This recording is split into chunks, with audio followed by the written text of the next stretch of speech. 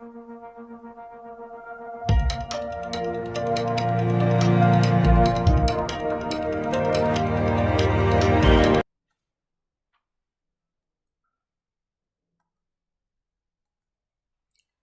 Everyone, welcome to the learning loop online education platform.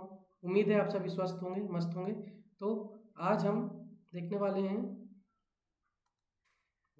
हाँ, अभी तक हमने प्रीवियस ईयर के जो क्वेश्चन है 2023, 2024 और 2025 के क्वेश्चन जो है वो सॉल्व कर रहे थे, जिसमें हमने सभी अभी ऑब्जेक्टिव क्वेश्चन जो हैं वो हमने कंप्लीट कर चुके 3 साल के।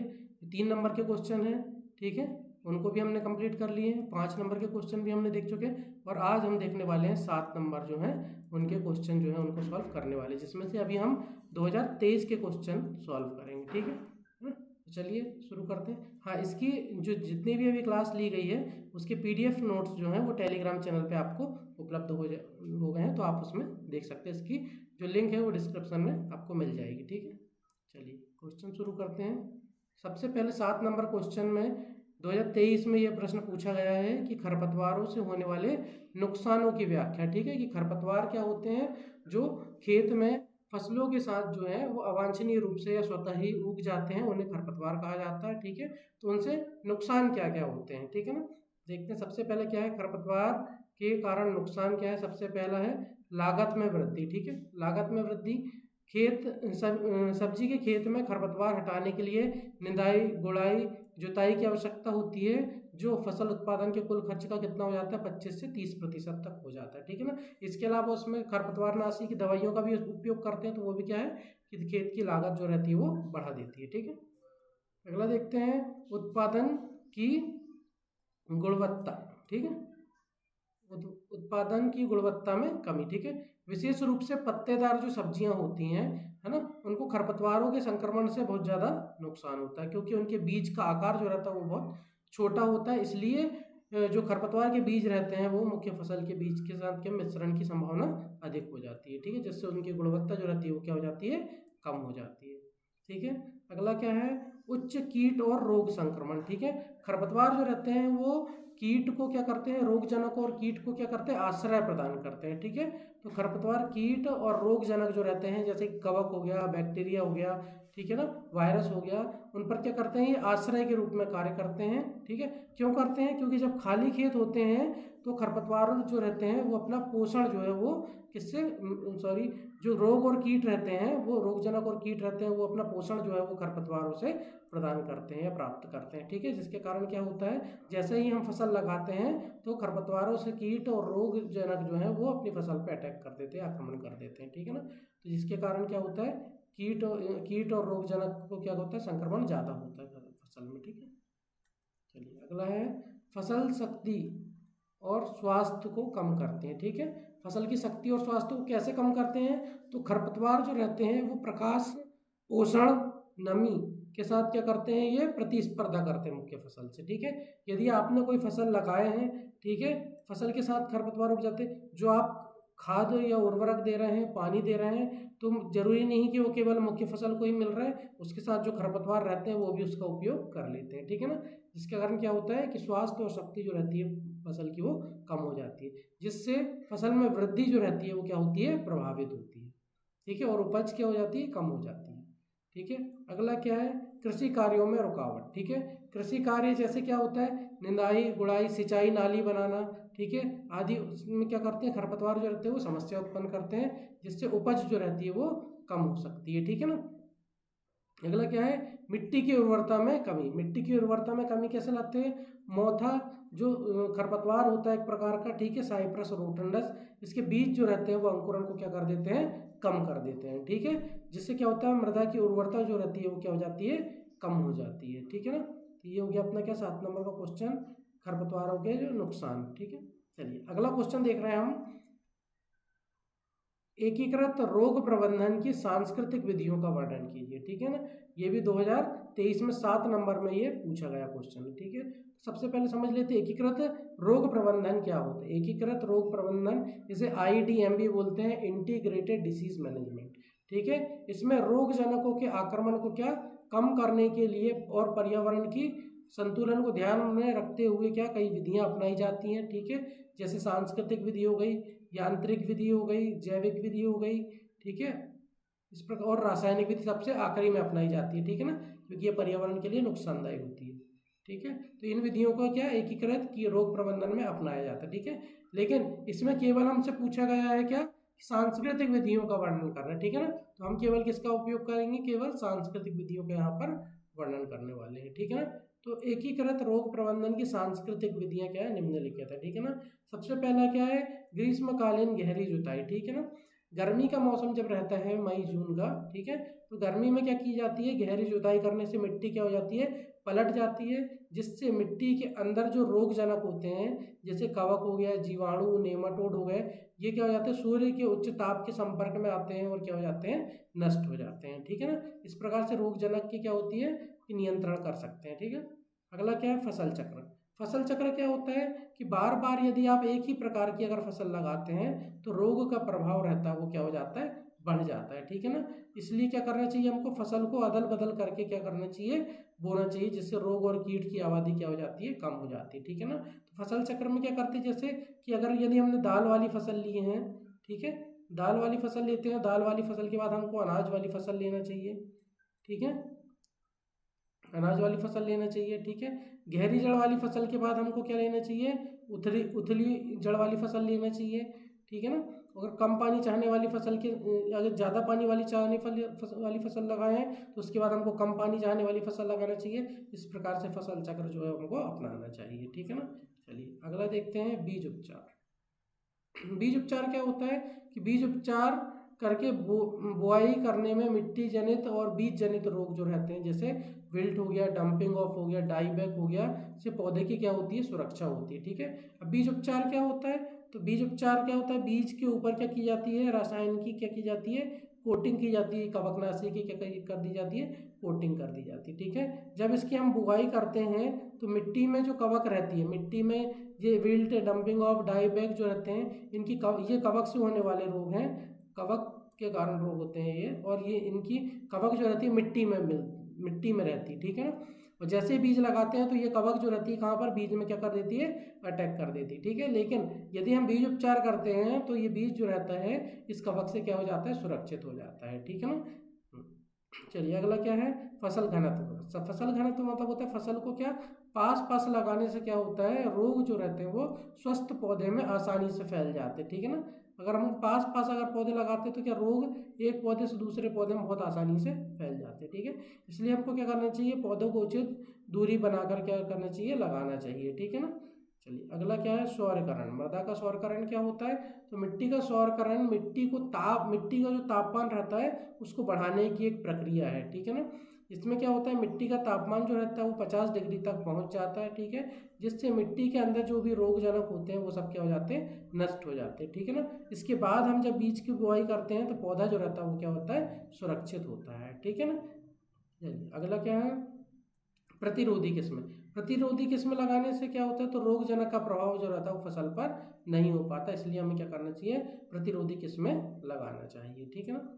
चलिए अगला देखते हैं, इंटरक्रॉपिंग।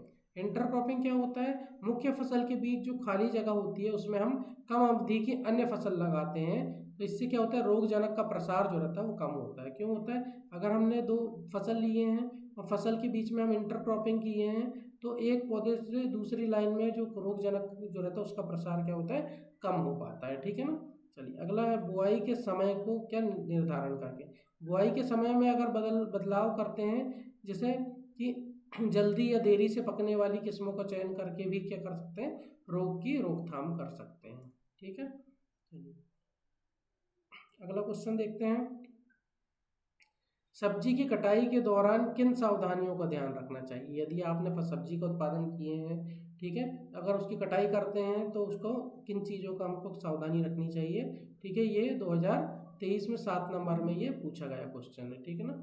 चलिए, सोलेनेसी परिवार की सब्जियों की कटाई के दौरान हमें निम्नलिखित सावधानियां रखनी चाहिए। कटाई और हैंडलिंग के दौरान दोषपूर्ण संचालन के कारण चोट को रोकने के लिए सभी सोलेनेसी परिवार की सब्जियों की देखभाल की जानी चाहिए, ठीक है ना। यदि हम कटाई करते हैं या फिर एक स्थान से दूसरे स्थान ले जाते हैं तो उसमें क्या होता है कि उसमें जो उत्पाद रहता है तो उसमें अगर चोट लग जाती है तो फसल जो रहती है वो खराब हो जाती है, उसके रेट जो रहते हैं वो कम मिलते हैं, ठीक है ना। तो उसकी देखभाल करना उचित होता है, ठीक है। इसके बाद कृषकों के हाथ संपर्क से सबसे महत्वपूर्ण बिंदु है, ठीक है। कृषकों के हाथ जो रहते हैं उनके संपर्क से क्या होता है कि जब हम उत्पाद को छूते हैं तो उसमें कटाई के दौरान लगी चोटों में कई प्रथाओं का क्या किया जा सकता है, कम किया जा सकता है, ठीक है। जब हम उनको छूते हैं तो उसमें क्या रहता है कि जो रोगजनक रहते हैं वो फसल में या फिर कटे हुए भाग में पहुंच जाते हैं, संपर्क में जाते हैं, ठीक है ना, जिसके कारण भी क्या होती है वो जो उपज रहती है वो खराब हो जाती है, ठीक है ना। तो कटाई के दौरान लगी चोटों को कई प्रथाओं द्वारा हम कम कर सकते हैं। कैसे कर सकते हैं कम, ठीक है ना, उनमें हमें बहुत सी सावधानियां रखना पड़ेगा, ठीक है। पहला क्या है, फील्ड कंटेनरों में किसी भी उभरे हुए कील या स्टेपल्स या खुरदरे किनारे नहीं होने चाहिए, ठीक है। यदि आपने कोई क्या किए हैं, पैकिंग कर रहे हैं, ठीक है ना, जैसे टमाटर की पैकिंग कर रहे हैं आप एक स्थान से दूसरे स्थान ले जाने के लिए, तो इसमें भी क्या होना चाहिए कि किसी भी प्रकार की कील नहीं होनी चाहिए, स्टेपल नहीं होनी चाहिए, या फिर कोई ये खुरदुरा भाग नहीं होना चाहिए, ताकि उपज को किसी भी प्रकार की चोट ना पहुंचे, ठीक है ना। कटाई के दौरान श्रमिक को कॉटन के दस्ताने पहनना चाहिए, मतलब जो दस्ताने पहनते हैं अगर श्रमिक, तो वो क्या होना चाहिए, सॉफ्ट होना चाहिए, जिससे कि उपज सुरक्षित रहे, ठीक है। कटाई के दौरान छल्ले, कंगन जैसे गहने आदि नहीं पहनना चाहिए, ठीक है ना, क्योंकि उनमें भी क्या रहता है कि फसल को जो रहती है चोट लग सकती है उत्पाद को और वो खराब हो जाती है, ठीक है। कटाई के दौरान नाखूनों को क्या कर लेना चाहिए, काट लेना चाहिए, ठीक है ना। अगला क्या है, एक कंटेनर से दूसरे में उत्पाद को स्थानांतरित करते समय सही जो भी निर्देश दिए जाते हैं उसका उपयोग करना चाहिए, ठीक है। जहाँ भी संभव हो सभी प्रभावी क्षेत्र में पेंडिंग का क्या करना चाहिए, उपयोग करना चाहिए, मतलब कि अगर उपज को क्या करना चाहिए, कवर करना चाहिए, ठीक है ना, अगर हो सके, संभव हो सके तो, जिससे कि बाहरी चोट से क्या रहे, उपज बच सके, ठीक है। स्वच्छ उपकरण और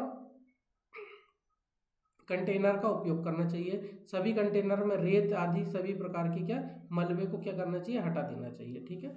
और ओवरफील्ड कंटेनर से बचना चाहिए, ठीक है। यदि आप कोई कंटेनर को भर रहे हैं, अगर ज़्यादा भर देते हैं तो भी उसमें क्या होता है, चोट लगने का खतरा ज़्यादा रहता है उपज में, ठीक है ना। तो इन चीज़ों की सावधानियां हम रख सकते हैं, जिससे उपज सुरक्षित रहे और एक स्थान से दूसरे स्थान ले जाने पर भी क्या सावधानी पूर्वक उसको ले जाया जा सकता है, ठीक है। चलिए अगला क्वेश्चन क्या है, देखते हैं।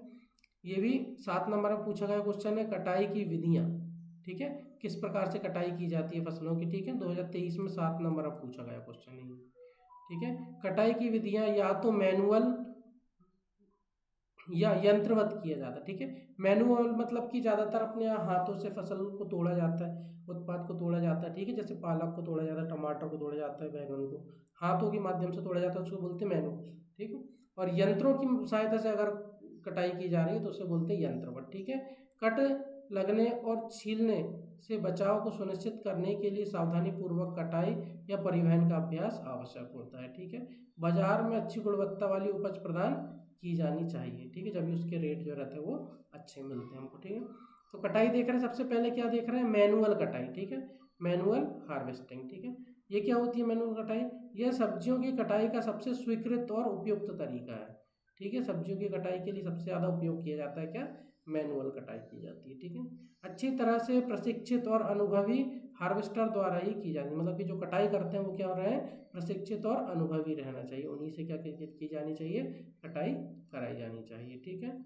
चयनात्मक कटाई, परिपक्वता के सही चरण में कटाई सुनिश्चित करनी चाहिए, हमें सुनिश्चित कर लेना चाहिए कि फसल जो है पक गई है और उचित परिपक्व अवस्था में ही क्या करना चाहिए, उसकी फसल की कटाई करनी चाहिए, ठीक है ना। टमाटर, बैगन, मिर्च को पौधे से अलग करने के लिए हाथ को कोमल गति से क्या करना चाहिए, उठाया जाना चाहिए, ठीक है ना, क्योंकि ये फसल जो रहती है बहुत ही क्या रहती है, नरम रहती है, ठीक है, जिसके कारण उनमें चोट लगने की संभावना ज़्यादा रहती है, ठीक है। फसल में मैनुअल कटाई में हाथ उठाना, कतरन, चाकू से काटना, खुदाई आदि क्या होती है, शामिल होती है, ठीक है। ये तो हो गई क्या, मैनुअल कटाई, ठीक है। अगला देख रहे हैं हम यांत्रिक कटाई, यांत्रिक कटाई या मैकेनिकल हार्वेस्टिंग, ठीक है। इसमें हम क्या करते हैं, ज़्यादातर यंत्रों का उपयोग करते हैं, ठीक है। यांत्रिक कटाई के परिणाम स्वरूप प्रबंधन और श्रम लागत में उल्लेखनीय क्या है, कमी आती है। क्यों? क्योंकि मशीनों का उपयोग करते हैं तो श्रम की लागत जो रहती है वो कम हो जाती है और उसमें 30 से 45% क्या हो जाती है, बचत जो रहती है वो हमारी बढ़ जाती है। ठीक है, सेविंग होती है इसमें। ठीक है, अगला क्या है, यांत्रिक विधि में कटाई के उद्देश्य के लिए बनाई गई मशीनरी और विशेष उपकरण जो है वो शामिल होते हैं। ठीक है ना, यह बड़े पैमाने पर उत्पादन की कटाई में काम करते हैं। अगर बड़े क्षेत्र में अगर उत्पादन किए हैं आपने और उसकी कटाई करना है तो मैनुअल कटाई जो रहती है वो क्या दिक्कत करती है, मतलब कि उसमें परेशानी ज़्यादा होती है और चार्जेस भी क्या लगते हैं, ज़्यादा लगते हैं, किसान की लागत जो रहती है वो बढ़ जाती है। इसलिए बड़े पैमाने पर अगर खेती कर रहे हैं तो यांत्रिक कटाई जो है वो सबसे अच्छी होती है। ठीक है, यह तेज विधि होती है, इसमें कम श्रम की आवश्यकता होती है। ठीक है, यह उन्नत देशों में पॉली हाउस में टमाटर, शिमला मिर्च जैसी उच्च मूल्य की फसलों की कटाई के लिए स्वचालित रोबोटिक सिस्टम का उपयोग किया जाता है। ठीक है, यह विधि छोटे पैमाने पर उत्पादन पर किफ़ायती नहीं होती है। ठीक है ना, क्योंकि मशीनरी जो रहती है वो महंगी आती है। ठीक है ना, और उनको स्थान भी ज़्यादा चाहिए होता है मशीन। चलिए अगला क्वेश्चन देख रहे हैं, विभिन्न कृषि निर्माण संरचनाओं को समझाइए। ठीक है, अब आप कृषि करते हैं, खेती करते हैं तो वहाँ पर कई प्रकार के हाउसेज रहते हैं, स्टोरेज हाउस रहते हैं। ठीक है ना, हार्वेस्टिंग करने के लिए अलग स्थान रहता है। ठीक है, तो कौन कौन सी संरचनाएं या निर्माण संरचनाएं होती हैं इनको समझने वाले हैं। ये 7 नंबर में 2023 में पूछा गया है। ठीक है, तो देखते हैं, विभिन्न कृषि निर्माण संरचनाएं निम्नलिखित हैं। ठीक है, सबसे पहला क्या है, कृषि कार्यालय। ठीक है, अब आप कृषि कार्य कर रहे हैं, उसका लेखा जोखा जो विवरण रहता है, आय व्यय का जो संसाधन रहते हैं, सब चीज़ों को क्या होता है, एक कार्यालय होता है। ठीक है ना, सबसे पहले कृषि कार्यालय क्या होता है देखते हैं। कृषि कार्यालय कृषि प्रबंधन किसान के अंतर्गत आता है। ठीक है, इसमें उचित देखरेख में कृषि केंद्र में स्थित होना चाहिए। कार्यालय मुख्य सड़क से जुड़ा होना चाहिए। उचित जल निकास प्रदान करने के लिए उच्च जमीनी स्तर पर, मतलब कि जमीन जो रहनी चाहिए किसी ने ऊंची रहनी चाहिए ताकि जल निकासी आसानी से हो सके। ठीक है ना, जमीन पर स्थित होना चाहिए। ठीक है, पानी की आपूर्ति एवं बिजली स्रोतों का अनुसार प्रदान किया जाना चाहिए। ठीक है, चलिए अगला क्या है, कार्यान्वयन एवं वाहन आकार। ठीक है, ये संरचनाएं पास के कृषि कार्यालय भवन में होनी चाहिए।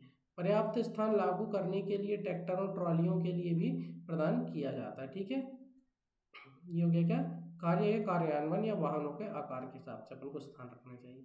अगला क्या, भंडारण। ठीक है, उर्वरक और संबंधित स्रोतों को एक उपयुक्त सुरक्षित स्थान पर रखना चाहिए। भंडार गृह के लिए क्या होता है, महत्वपूर्ण होता है। ठीक है ना, यदि आप बारिश के मौसम में अगर कोई चीज़ रखते हैं तो खुले आसमान के नीचे नहीं रख सकते। ठीक है ना, उसमें क्या होता है, अगर आप उर्वरक भी रख रहे हैं तो वो क्या हो जाएंगे, खराब हो जाएंगे, क्योंकि वहाँ पानी लग जाएगा। ठीक है, इसलिए उर्वरक या गृह भंडार गृह होना चाहिए फार्म हाउस में। ठीक है, चलिए पैक हाउस, यदि किसी चीज़ का आपने उत्पादन किए हैं तो उसमें पैकिंग करने के लिए भी क्या होना चाहिए, एक स्थान होना चाहिए। उत्पाद की पैकिंग, सब्जियों के लिए एक पैक हाउस होना जरूरी होता है। ठीक है, चलिए थ्रेसिंग फ्लोर। ठीक है, किसी उत्पाद की कटाई के बाद हमें सुरक्षित और संरक्षित क्षेत्र में रखने की आवश्यकता होती है जहाँ थ्रेसिंग ऑपरेशन किया जा सकता है। ठीक है, मतलब कि दाने और भूसे को क्या करना, अलग करना, क्या कहलाता है, थ्रेसिंग कहलाता है। ठीक है, उनको अलग कर सकें उसके लिए क्या है, एक थ्रेसिंग फ्लोर होना चाहिए। ठीक है, प्रसंस्करण इकाई क्या होता है, तो यदि उपज का अगर मूल्य संवर्धन करते हैं आप, मूल्य को बढ़ाने के लिए, जैसे टमाटर से टमाटो केचप बनाते हैं। ठीक है ना,